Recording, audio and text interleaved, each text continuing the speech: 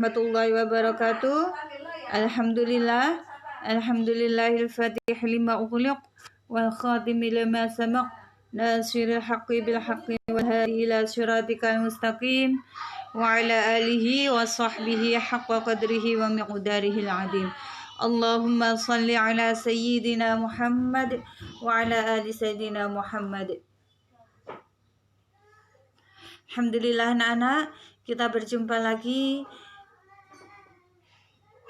Materi pelajaran kita kali ini adalah bab 4 tentang sholat berjamaah. Baik anak-anak, silakan dilihat Quran surat Al-Baqarah ayat 43 yang berbunyi A'udzubillahi minasyaitonirrajim.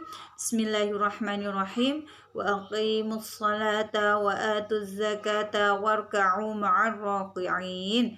Yang artinya, dan dirikanlah salat, tunaikanlah zakat, dan rukuklah beserta orang-orang yang rukuk.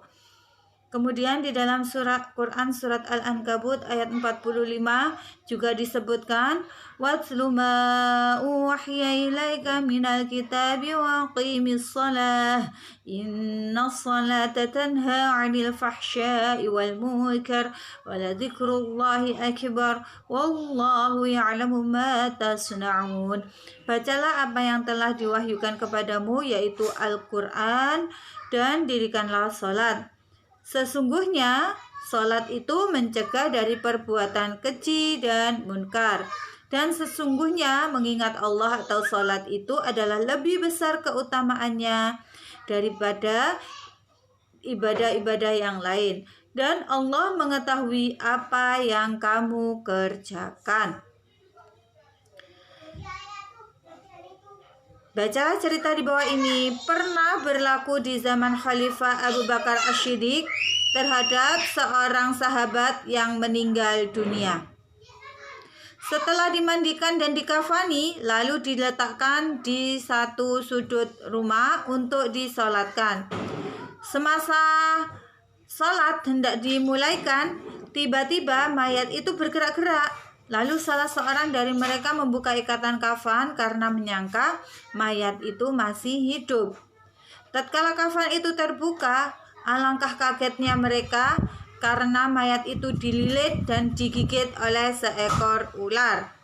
Lalu mereka mengambil kayu untuk memukul ular tersebut. Kemudian mereka terkejut karena ular tersebut membaca 2 kalimat syahadat, asyhadu an la ilaha illallah wa asyhadu anna muhammadar rasulullah. Kemudian berkata, apakah sebabnya kamu hendak membunuhku, wahai manusia? Aku tidak bersalah dan tidak pula menyakiti kamu. Aku hanya menjalankan perintah Allah menyiksa mayat ini hingga hari akhirat. Kemudian para hadirin bertanya, apakah yang menyebabkan mayat ini disiksa? Ular tersebut menjawab, mayat ini selama hidupnya telah melakukan 3 kesalahan, yaitu yang pertama, ia mendengar azan tetapi tidak diindahkan, malah tidak pula mengerjakan salat. Ia tidak mengeluarkan zakat hartanya. Yang ketiga, ia tidak mau mendengar nasihat yang baik dari para alim ulama. Itulah yang menyebabkannya disiksa sedemikian rupa.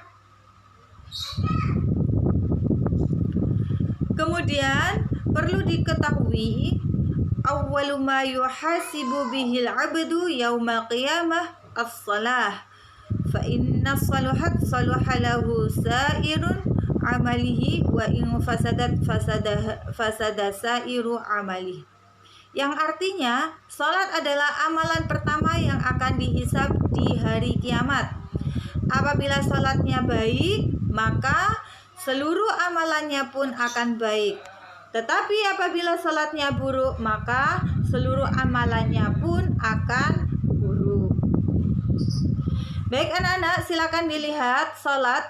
Apa sih salat itu? Salat menurut bahasa adalah doa. Sedangkan menurut istilah, salat adalah ibadah yang dimulai dengan takbiratul ihram dan diakhiri dengan salam dengan syarat dan rukun tertentu. Syarat wajib salat ada 3, Islam, baligh, dan berakal sehat. Jadi yang wajib salat itu adalah Islam, baligh, dan berakal. Jadi walaupun kalian sedang sakit, tetap wajib salat. Kemudian syarat sah salat yang pertama adalah suci dari hadas dan najis. Ini adalah bab yang kemarin yang sudah kita pelajari tentang toharoh. Kemudian yang kedua, menutup aurat. Aurat perempuan adalah mulai dari ujung kepala sampai dengan ujung kaki kecuali muka dan juga tangan. Kemudian kalau aurat laki-laki adalah mulai dari pusar sampai dengan lutut. Kemudian yang ketiga adalah menghadap kiblat. Yang keempat, mengetahui waktu sholat. Baik anak-anak, kita langsung beranjak ke rukun sholat. Rukun sholat atau wajibnya sholat, kalau namanya rukun, kalau ditinggalkan berarti sholatnya itu tidak sah. Yang pertama adalah niat, yang kedua adalah berdiri bagi yang mampu, jika tidak mampu boleh duduk atau boleh tidur. Yang ketiga ada takbiratul ihram, Allahu Akbar. Yang keempat ada membaca surat Al-Fatihah. Yang kelima ada rukuk dengan tumaknina. Yang keenam ada i'tidal dengan tumaknina. Yang ketujuh ada sujud dengan tumaknina. Yang kedelapan ada duduk di antara dua sujud dengan tumaknina juga. Yang kesembilan ada duduk untuk tasyahud akhir dengan tumaknina. Yang kesepuluh membaca tasyahud akhir sampai dengan sholawat. Kemudian ada salam yang pertama, itu juga termasuk rukun dan tertib. Pengertian salat berjamaah. Salat berjamaah ini adalah salat yang dikerjakan oleh 2 orang atau lebih, berarti minimal adalah 2 orang atau lebih secara bersama-sama, dan salah seorang dari mereka menjadi imam, sedangkan yang lainnya menjadi makmum. Hukum salat berjamaah menurut Imam Syafi'i adalah hukumnya adalah sunnah muakkad, tetapi ada sebagian ulama itu mengatakan fardu kifayah. Fardu kifayah itu adalah jika suatu kampung itu sudah melaksanakan sholat berjamaah, maka gugur kewajiban yang lain untuk melaksanakan sholat berjamaah. Syarat sah mendirikan sholat berjamaah yang pertama adalah ada imam. Yang kedua ada makmum. Yang ketiga ada imam dan makmum berada dalam satu majelis. Yang keempat adalah salat makmum sesuai dengan salat imam. Baik anak-anak, untuk makmum ini dibagi menjadi 2. Yang pertama adalah makmum muwafiq atau makmum yang mengikuti seluruh rangkaian salat mulai dari takbiratul ihram sampai dengan salam bersama dengan imam. Yang kedua adalah makmum masbuk atau makmum yang tertinggal. Syarat menjadi imam. Yang pertama adalah mengetahui syarat dan rukun salat, perkara yang membatalkan salat. Yang kedua ada fasih dalam membaca ayat-ayat Al-Quran.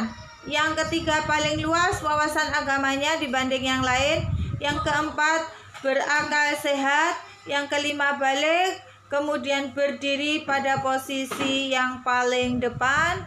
Kemudian seorang laki-laki itu menjadi imam perempuan dan laki-laki, tetapi seorang perempuan boleh menjadi imam tetapi makmumnya adalah perempuan. Kemudian yang terakhir adalah tidak sedang bermakmum dengan orang lain. Syarat menjadi makmum. Yang pertama, makmum berniat mengikuti imam, mengetahui gerakan salat imam, berada dalam satu tempat dengan imam, posisinya di belakang imam. Hendaklah salat makmum sesuai dengan salat imam. Maksudnya, kalau imamnya salat asar, maka makmumnya juga salat asar. Kemudian di sini ada makmum masbuk. Silakan dilihat ada 3 ilustrasi. Ilustrasi yang pertama adalah pada saat makmum datang untuk berjamaah sholat asar, imam masih berdiri pada rakaat pertama. Makmum berniat takbiratul ihram dan membaca Al-Fatihah. Namun, belum selesai membaca Al-Fatihah, imamnya itu sudah ruku. Maka makmum juga harus ruku. Tidak usah menyelesaikan surat Al-Fatihah tersebut. Kemudian, tetapi ketika imam salam, maka makmum juga ikut salam. Ini juga dinamakan makmum masbuk. Kemudian ilustrasi yang kedua adalah pada saat makmum datang untuk berjamaah sholat asar, imam sedang ruku untuk rakaat pertama. Makmum berniat takbiratul ihram dan membaca Al-Fatihah meskipun hanya 1 ayat, lalu makmum segera ruku mengikuti imam tanpa harus menyelesaikan bacaan Al-Fatihah tersebut.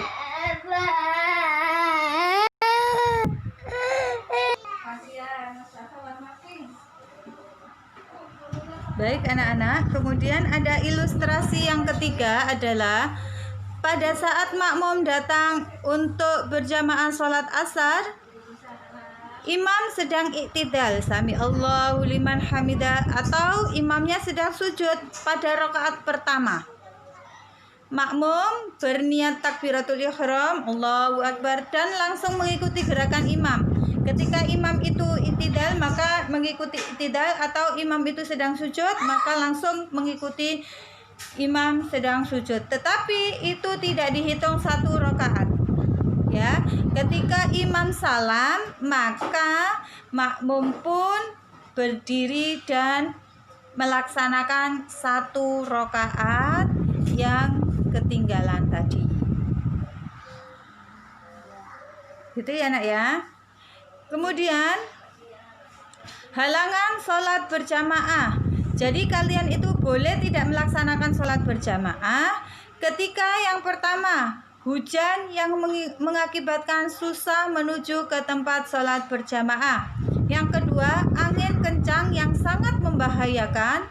Yang ketiga, sakit yang mengakibatkan susah berjalan menuju ke tempat sholat berjamaah. Jadi saking dianjurkannya sholat berjamaah ini, sehingga kalian itu boleh tidak melaksanakan sholat berjamaah ketika ada 3 ini saja.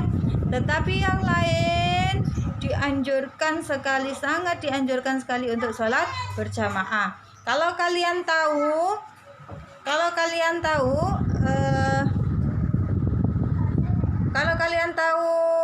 sholat berjamaah itu perbandingan antar derajatnya. Kalau sholat berjamaah itu adalah 27 derajat, tetapi kalau sholat sendiri ketika sholat sendiri hanyalah 1 derajat saja. Baik anak-anak, Bu Fida ingin menunjukkan kalian bagaimana sholat berjamaah itu sangatlah besar pahalanya. Sekarang kita bandingkan 27 itu sekali sholat berjamaah. 27 itu sekali sholat berjamaah. Kalau 1 hari kita sholat berjamaah berarti 27 dikali 5 kali sholat berjamaah. Ini 1 hari ya. Berarti sama dengan berapa? Sama dengan 135 derajat. 135 ini ketika kita sholat berjamaah full sehari. Tetapi dibanding dengan 5 ketika kalian tidak sholat berjamaah. Nah, dilihat di situ perbandingannya 1 banding 30. Wah, 130. Wah, itu ya nak ya. Kalau kalian 1 minggu sholat berjamaahnya, berarti kalau 1 minggu itu berarti 135 ini dikalikan 7. Sama dengan berapa nak? Sama dengan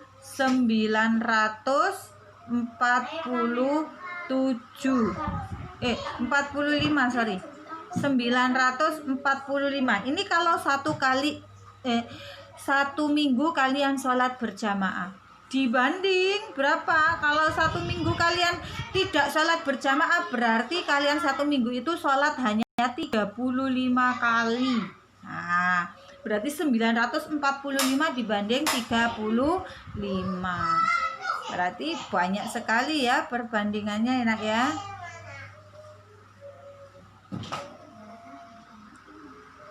Nah, sekarang hikmah sholat berjamaah yang pertama adalah kalian akan mendapatkan pahala yang berlipat-lipat.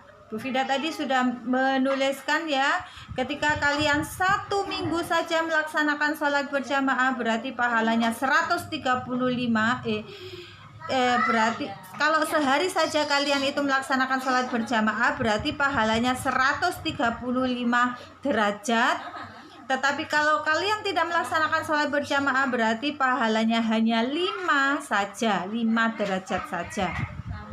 Nah, pahalanya berlipat-lipat. Apalagi kalau kalian melaksanakannya satu minggu sholat berjamaah terus, apalagi 1 bulan atau selamanya, itu akan berlipat-lipat kali pahalanya.